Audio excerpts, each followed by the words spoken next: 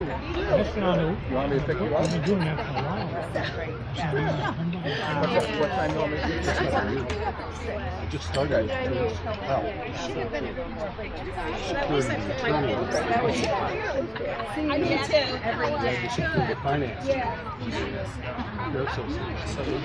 Ladies and gentlemen, thank you all for coming. I know it's very hot, but I first of all want to thank the First Company Governor's Foot Guard for coming here and playing for us today. This is our nation's oldest continuously operating unit, and we're proud to have them in Connecticut. We're certainly proud to have them in Durham. So without further ado, if you can stand, please stand for the national anthem. Get out of here.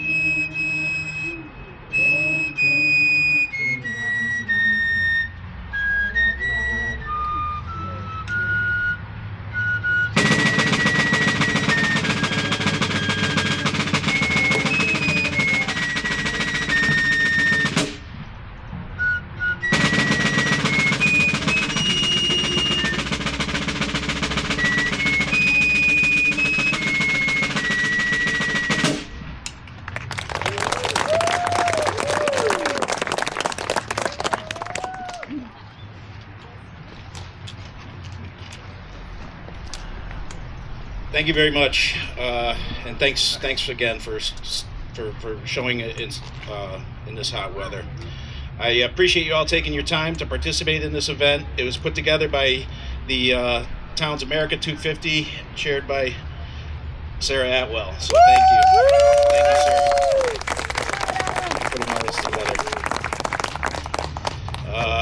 As we get ready to begin our long holiday weekend to celebrate the anniversary of our nation's independence, some of you may know that on this day, 250 years ago, on July 2nd, 1776, is when the Continental Congress actually voted and approved the Lee Resolution, which was the official vote to establish independence. In fact, John Adams, our second president, actually credited this date as being more significant than the 4th.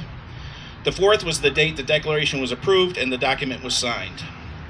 I'd also like to take this opportunity to relay a little connection the town of Durham has to the Declaration of Independence. 250 years ago, a young man, Chauncey Goodrich, whose family lived in that house right there, that Simone and Clay Howe live in now. This young man, whose family lived in that house, he was currently at that time attending Yale, but he grew up right here on Main Street. Right across from where we're standing, and teenage Goodrich did not know at the time, but his future father-in-law was currently down in Philadelphia in Congress.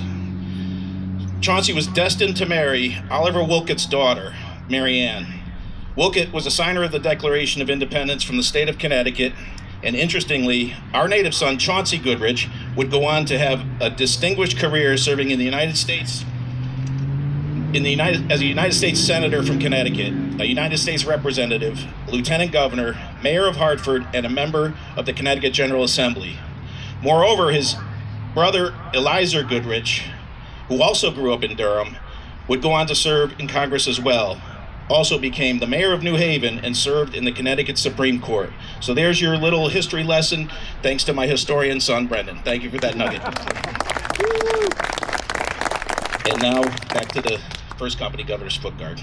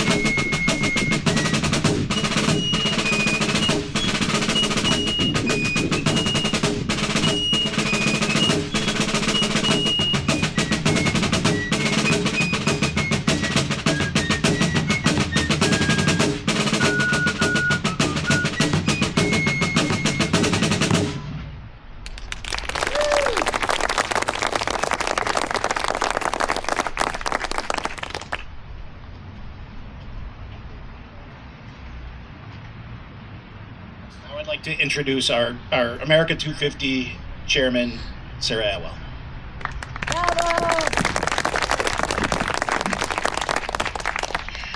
Thank you all for coming out tonight and braving the weather. I appreciate it. So it seems fitting that we are gathered here this evening on the day that the Continental Congress officially voted for independence from Great Britain. If stubborn founding father John Adams were here, he would likely be celebrating our Independence Day today, instead of on the 4th, when the official document was adopted.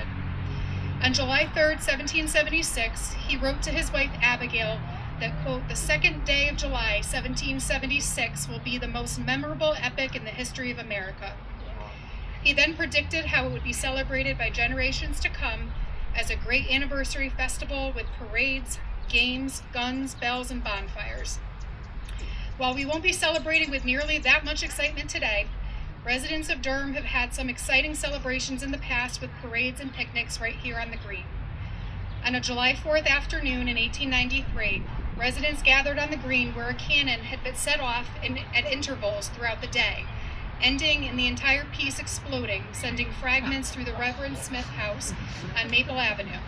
Luckily, no one was injured when large pieces ripped through an exterior wall, damaging the center staircase, and finally landing in the parlor. 2 pieces of that cannon are on display at the Historical Society, one weighing over 80 pounds, along with a first-hand account from a resident in the home who was on the 2nd floor observing the celebrations.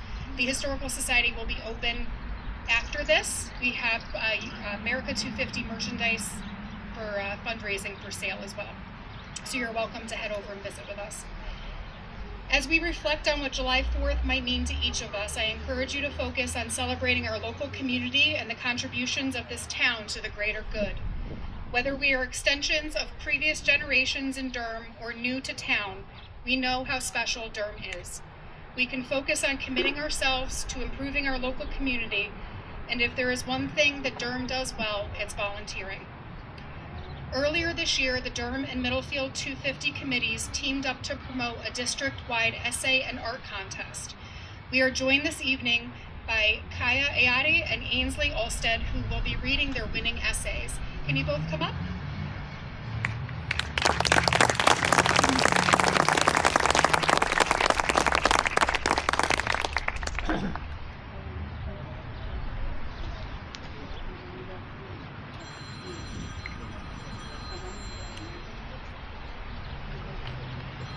Kaiya is active in Girl Scouts, Paper House Productions, and is a competitive dancer.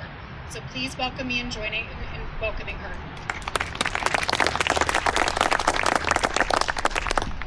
Good evening. I chose the prompt, choose a place in Durham other than your home that is special to you.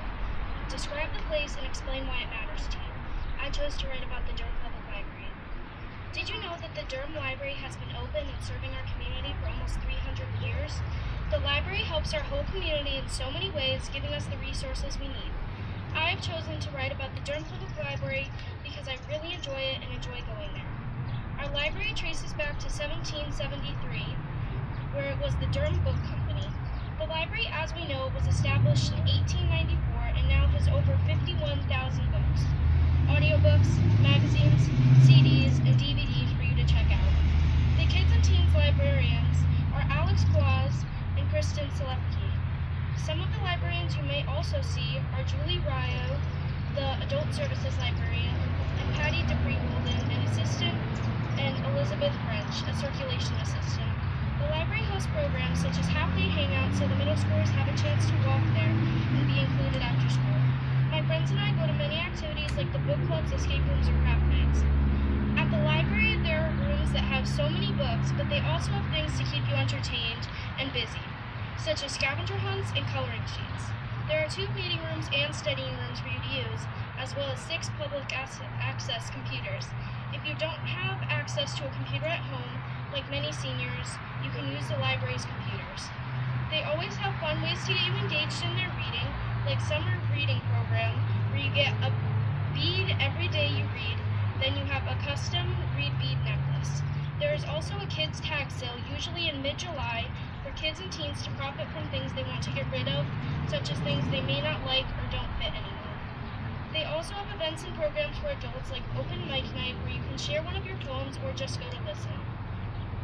Or maybe you would rather go to a book club and discuss what you have already read and even join a language conversation group. The PALS Friends of Durham Public Library help fund some activities and materials. PALS was founded in 1986 and has been very successful in funding library programs. Some of the things they pay for are museum passes, book sales, community events, new furnishings for the library, summer reading, the adult, children, and teen programs. Durham Public Library's mission is to provide access to ideas, knowledge, and enjoyment that promote community growth and enrichment. When I go to the library, I'm able to go to different places in my mind. If there was no library, I don't know what I'd do. Every time I go there, I'm greeted and asked if I need help finding anything, and they will help you if you say yes. It has a very special place in the town for me.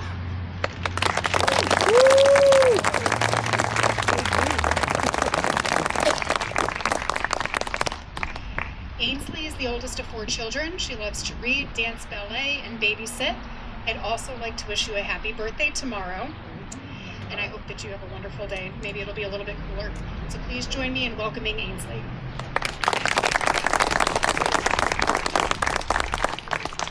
Thank you.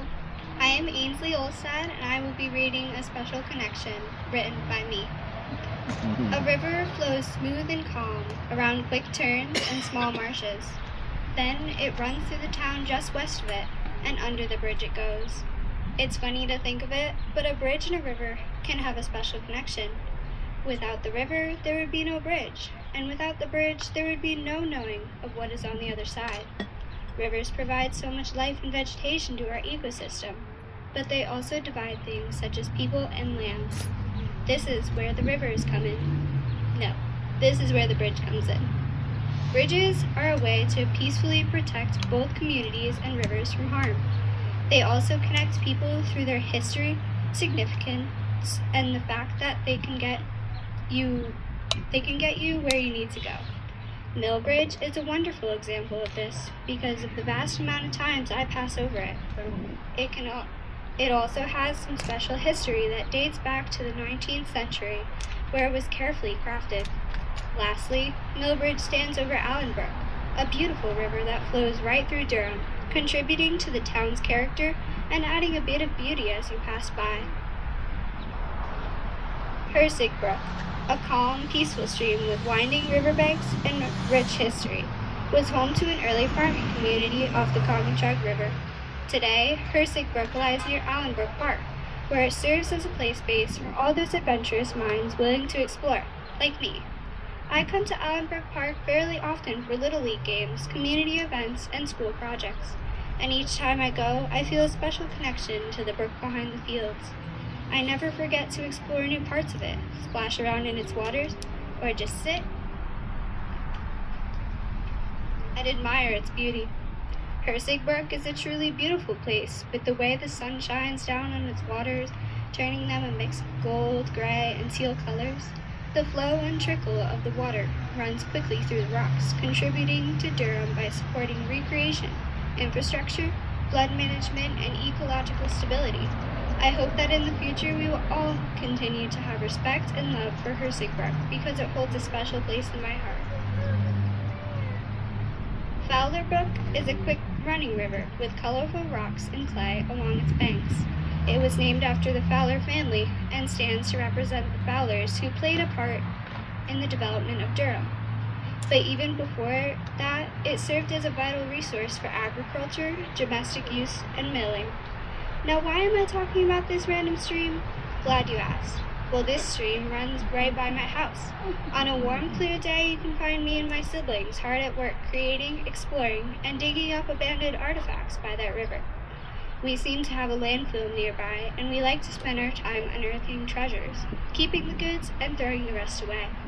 I specifically enjoy traveling upstream to the pond where Fowler Brook begins, or downstream to search for old objects we could play with. I also love to build things that could help inspire new ideas for play, like a fishing system, or strainers for clean water.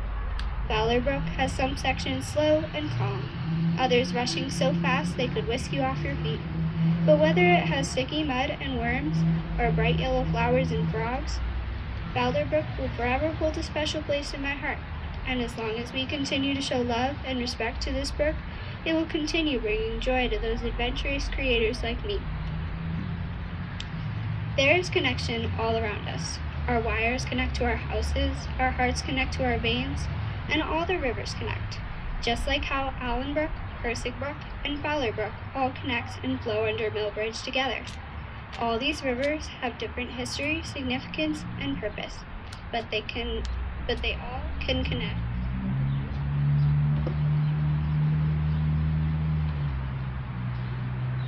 And relate to each other because they make Durham, Durham. The streams of Durham serve in many ways, such as acting as natural drainage, providing safe habitats for wildlife, helping manage water levels, improving the water's quality, providing public enjoyment and recreational opportunities. These rivers, streams, and brooks are more than just unuseful scenery.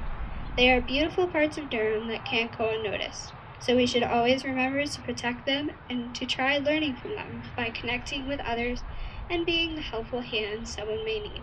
Thank you.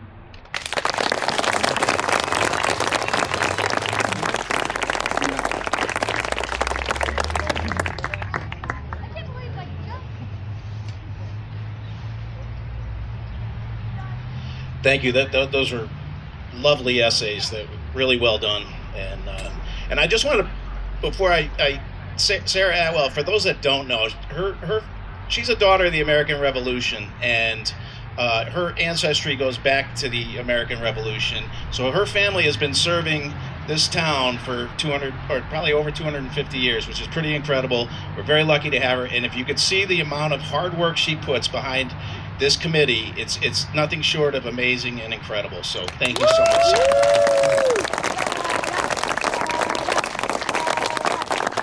And now, of course, the song we've all been waiting for.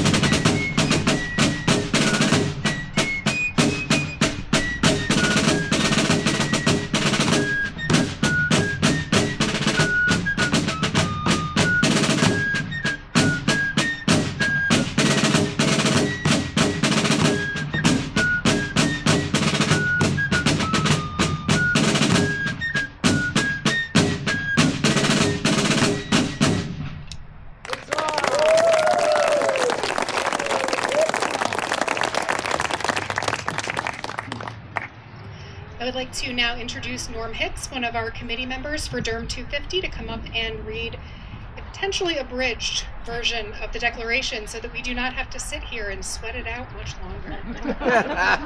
Thank you. There are fans, there are water bottles. If you need some water, please raise your hand and we will bring them to you, okay? Thank you, Sarah. These young ladies were a tough act to follow, let me tell you. They did a fine job, and I also have to tell you, I did not write any of this. Anyway, and I don't know how I'm going to hold the mic and do this at the same time, but we'll make it work. Hear ye, hear ye. In Congress, July 4th, 1776, the unanimous Declaration of the 13 United States of America. When in the course of human events it becomes necessary for one people to dissolve the political bands which has connected them with another, and to assume among the powers of the earth the separate and equal station to which the laws of nature and of nature's God entitle them. A decent respect to the opinions of mankind requires that they should declare the causes which impel them to the separation. We hold these truths to be self-evident, that all men are created equal, that they are endowed by their Creator with certain unalienable rights, that among these are life, liberty, and the pursuit of happiness, that to secure these rights, governments are instituted among men, deriving their just powers from the consent of the governed, that whenever any form of government becomes destructive of these ends, it is the right of the people to alter it or abolish it, and to institute new government, laying its foundation on such principles and organizing its powers in such form as to them shall seem most likely to affect their safety and happiness. Prudence indeed will dictate that governments long established should not be changed for light and transient causes, and accordingly, all experience has shown that mankind are more disposed to suffer while evils are sufferable than to right themselves by abolishing the forms to which they are accustomed. But when a long train of abuses and usurpations pursuing invariably the same object evinces a design to reduce them under absolute despotism, it is their right, it is their duty to throw off such government and to provide new guards for their future security. Such has been the patient sufferance of these colonies, and such is now the necessity which constrains them to alter their former systems of government. The history of the present King of Great Britain is a history of repeated injuries and usurpations, all having in direct object the establishment of an absolute tyranny over these states. To prove this, let the facts be submitted to a candid world. The document now presents what is described as a long train of usurpations committed by the king. Rather than recite each allegation individually, I will respectfully advance to the concluding portion of the declaration. In every stage of these oppressions, we have petitioned for redress in the most humble terms. Our repeated petitions have been answered only by repeated injury. A prince whose character is thus marked by every act which may define a tyrant is unfit to be the ruler of a free people. Nor have we been wanting in attentions to our British brethren. We have warned them from time to time of attempts by their legislature to extend an unwarrantable jurisdiction over us. We have reminded them of the circumstances of our emigration and settlement here. We have appealed to their native justice and magnanimity, and we have conjured them by the ties of our common kindred to disavow these usurpations, which would invariably interrupt our connections and correspondence.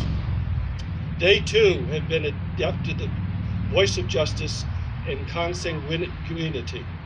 We must therefore acquiesce in the necessity which denounces our separation and hold them as we hold the rest of mankind. Enemies in war, in peace, friends. We, therefore, the representatives of the United States of America in General Congress, assembled, appealing to the Supreme Judge of the world for the rectitude of our intentions due, in the name and by authority of good people of these colonies, solemnly publish and declare these united colonies are, and the right ought to be, free and independent states, that they are abolished from all allegiance of the British Crown, and that all political connection between them and the state of Great Britain is ought and to be totally dissolved, and that as free and independent states, they have the full power to levy war, conclude peace, contract alliances, establish commerce, and do all other acts and things which independent states may of right do. And for the support of this declaration, with a firm reliance on the protection of divine providence, we mutually pledge to each other our lives, our fortunes, and our sacred honor.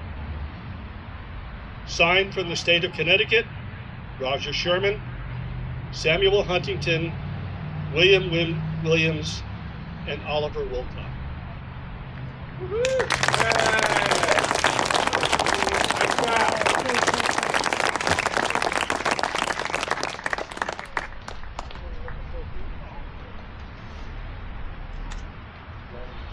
And now, from the First Company Governor's Foot Guard, the Battle Hem of the Republic.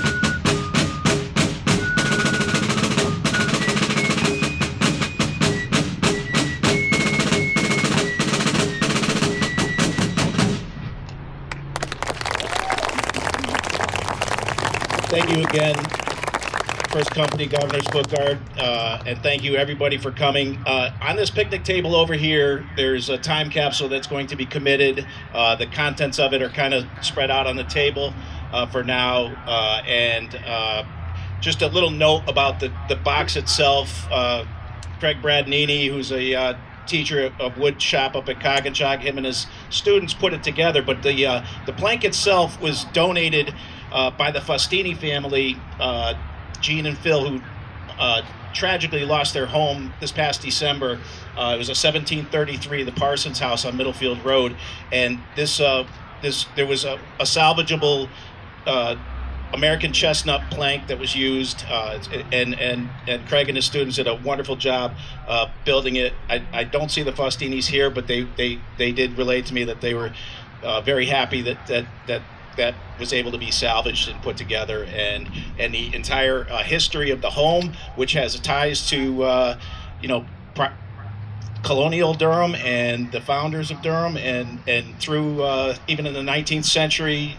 There's connections to the Underground Railroad, and a lot of history was lost in that tragic fire. So thank you to the Faustinis for donating that, and thank you to Craig Bradnini and his students for constructing that box, which we will fill with the contents and seal up. And I won't be here, but in 2076, the younger folks here can watch it get opened, and it should be exciting for you guys. So this will conclude our July 2nd ceremony, and thanks again to everybody for watching.